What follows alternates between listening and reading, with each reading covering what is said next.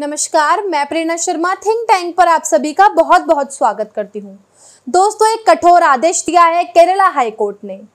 पूरा मामला क्या है ये सोचिए। पूरे केरला में एक सर्कुलर जारी किया गया है चीफ सेक्रेटरी को, और ये आदेश दिया गया है या फिर एक स्ट्रक्चर पास किया गया है। ध्यान से समझिए, केरला सरकार जो है इस स्ट्रक्चर पर एक नोटिफिकेशन जारी करे कि धार्मिक स्थल जो है जहाँ प्रेयर्स होती है या नमाज होते हैं, यानी कि प्रत्येक धर्म के जो धार्मिक स्थल हैं वहाँ पर सर्कुलर जो है जारी होना चाहिए। ये नोटिफिकेशन सर्कुलर पास किया है।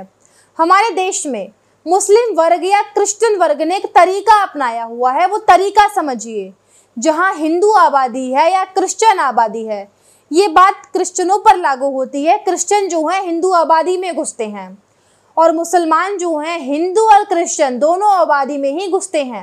ये बात सामने आती है यहाँ पर कि ये जो एरिया है, जो हिंदू एरिया हो, उस एरिया में जो मुसलमान हैं एक उद्देश्य यानी कि एक मोटिव लेके घुसना चाहते हैं, और उसका एक उद्देश्य ये है कि वो आंदोलनों को कैसे पूरा करें। क्योंकि इस्लाम जो है वो पूरा के पूरा इतिहास जब हम पढ़ेंगे वहाँ पर, तो यहाँ पर दो चीज़ें आती हैं: भूमि पर कब्जा करना, भूमि पर कब्जा करके राजनीति करना, या राजनीति करके भूमि पर कब्जा लेना। यानी कि जो गैर मुस्लिम है उन्हें वहां से भगाना और भूमि पर कब्जा करना। इतिहास देख लीजिए और आज भी देख लीजिए, हिंदुस्तान के अंदर आज भी ऐसे हो रहा है। यानी कि मूल उद्देश्य इनका जमीन पर कब्जा करना और मुस्लिमों को बसाना।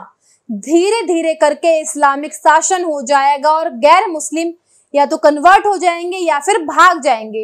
ये मेन मोटिव होता है इन मुसलमानों का। पाकिस्तान का निर्माण करते समय जिन्ना की यही पॉलिसी थी कि हिंदुस्तान से लगभग 10.5 स्क्वायर किलोमीटर काट लिया और बिल्कुल फ्रेश ले लिया, हिंदुओं को खत्म कर लिया।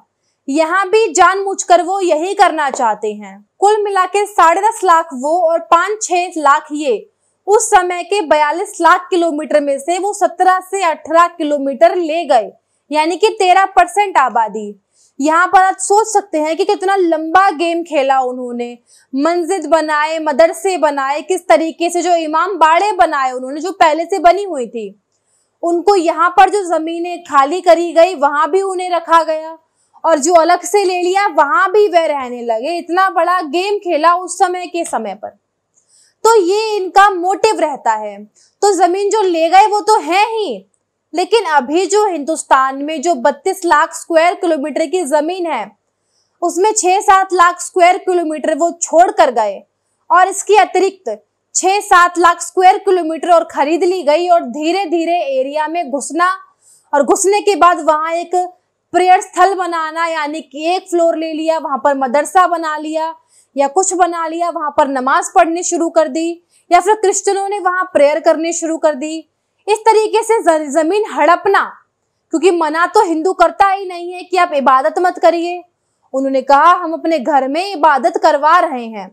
धीरे धीरे उस जमीन पर जो है पब्लिक बना दिया गया, और बना के अब लंबी संख्या में लाउड स्पीकर लगा दिए।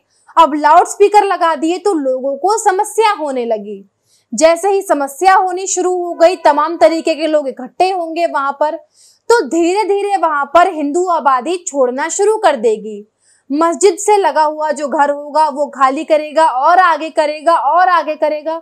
कोई हिंदू वहां खरीदेगा नहीं तो मुसलमान ही आएगा, और धीरे धीरे करके वो पूरा मोहल्ला मुस्लिम मोहल्ला बन जाएगा।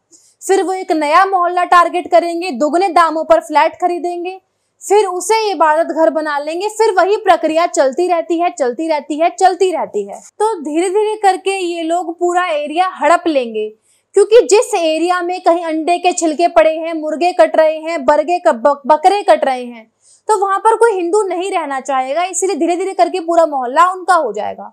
अब कहीं ना कहीं इस पूरे मामले में विदेशी पैसा भी आता होगा, लोग कहते हैं, और देश में भी वो पैसा जो है इकट्ठा होता है। PFI जैसे संगठन उस पैसे को इकट्ठा करते हैं, या फिर जो ज़कात जमा होती है मस्जिदों में, या फिर उससे ये सारे कार्यक्रम होते हैं। लव जिहाद की जो प्रोसेस है वो तो आप सब जानते हैं। तमाम तरीके के जिहादी प्रोसेस हैं, उन पे हम आज चर्चा कर ही नहीं रहे, लेकिन जमीन पर कैसे कब्जा हो उस पर चल रहा है। जमीन पर कब्जा कर लो और आबादी बढ़ा दो, इस तरीके के जो प्रोसेस चल रहे हैं। अब जो केस आया आदरणीय कोर्ट के आगे, ये केस आया जमीन का। इस केस में यहाँ पर आप देखिए, इस केस में किस तरीके की वो पिटीशन डाली गई, उसमें क्या लिखा गया है वो मैं आपको बताना चाहूंगी।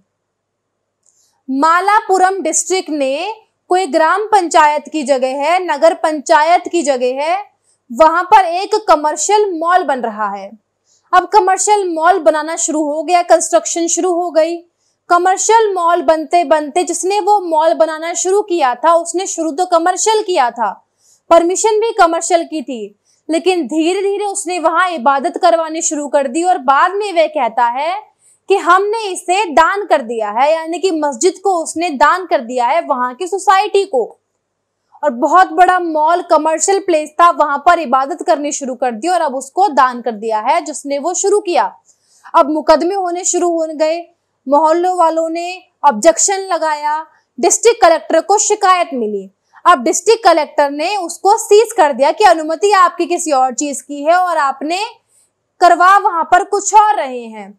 ठीक सेम केस कर्नाटक में भी आया था, जहां पर इस तरीके से जो क्रिश्चियन लोग थे जिन्होंने इस तरीके से वहां पर बनाना शुरू किया था और बाद में वहां पर प्रेयर करनी शुरू कर दी थी, क्रिश्चियन कन्वर्जन का काम वहां चल रहा था, उस पर भी हाईकोर्ट का संज्ञान गया। मोहल्ले वालों ने ऑब्जेक्शन किया तो वहां पर रहने वालों ने सवाल खड़ा किया, जो कमर्शियल प्लेस था वहां पर आप इबादत कैसे कर सकते हैं।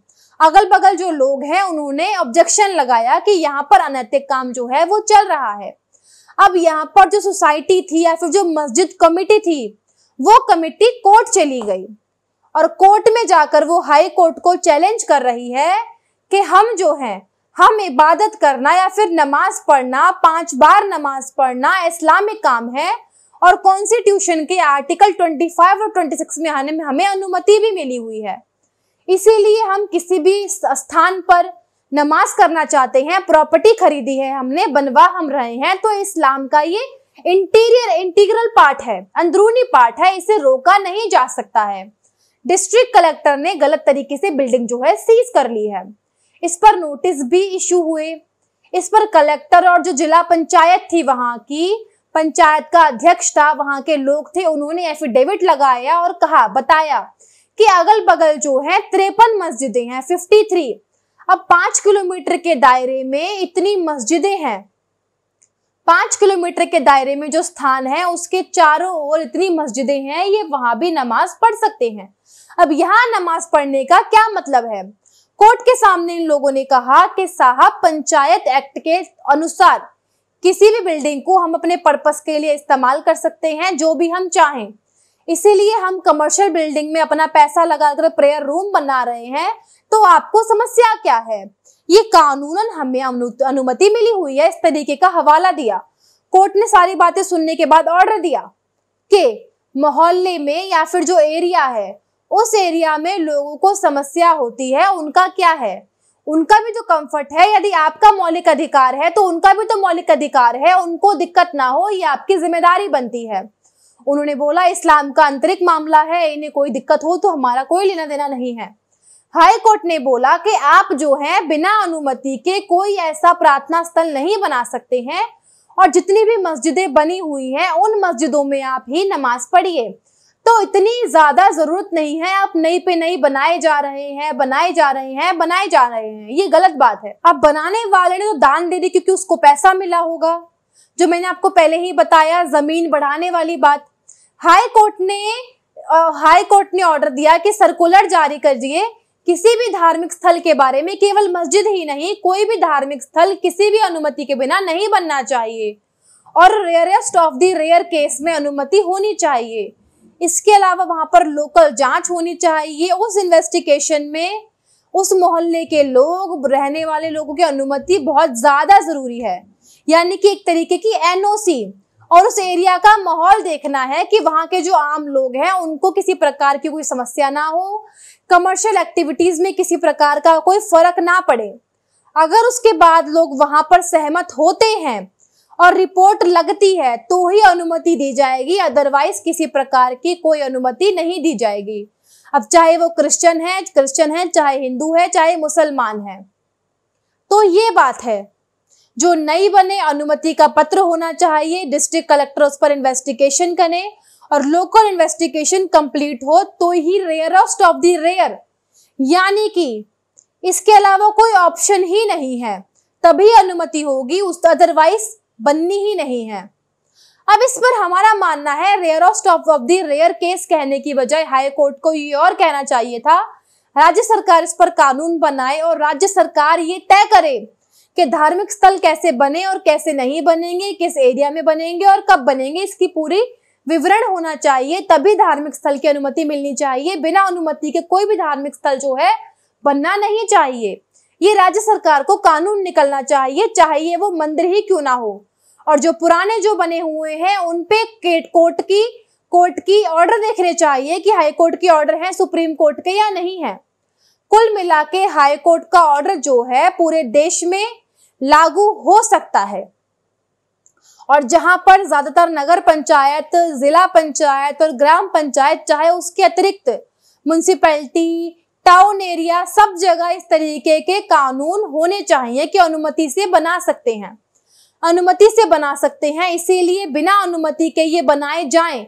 किसी के लिए भी आबादी सपोर्ट यदि ना कर रही हो तो इन्हें जो है इनके खिलाफ एक्शन लेना चाहिए। और सबसे बड़ी बात, किसी भी धार्मिक स्थल पर लाउडस्पीकर तब तक नहीं लगवाए जाएंगे जब तक प्रशासन से अनुमति ना ली जाए। जैसे कोई भागवत कर रहा है या कोई और विशेष कार्यक्रम कर रहा है तो आप लगवा लीजिए, अनुमति ले लीजिए, लेकिन परमानेंट लगाकर आप दिन में 5 बार लोगों को डिस्टर्ब करें, रात में डिस्टर्ब करें, इस पर कोई लेजिस्लेशन आना चाहिए। राज्य सरकार यदि इसको नहीं लेके आती है तो बहुत बड़ी समस्या देश के लिए है। इसी प्रकार से आप सभी लोग, रेगुलेशन की बात हम कर रहे हैं, यदि आप इससे वाकिफ हैं, यदि आप इस बात से सामंजस्य रखते हैं तो आप भी अपनी आवाज उठाइए और कमेंट में जय हिंद जय भारत लिखना बिल्कुल ना भूलें। लेकिन आज के लिए बस इतना ही, आज के लिए आप बस इतना ही। तब तक आपसे अनुमति चाहेंगे। मिले आपसे अगली वीडियो में किसी और विषय के साथ। तब तक के लिए नमस्कार।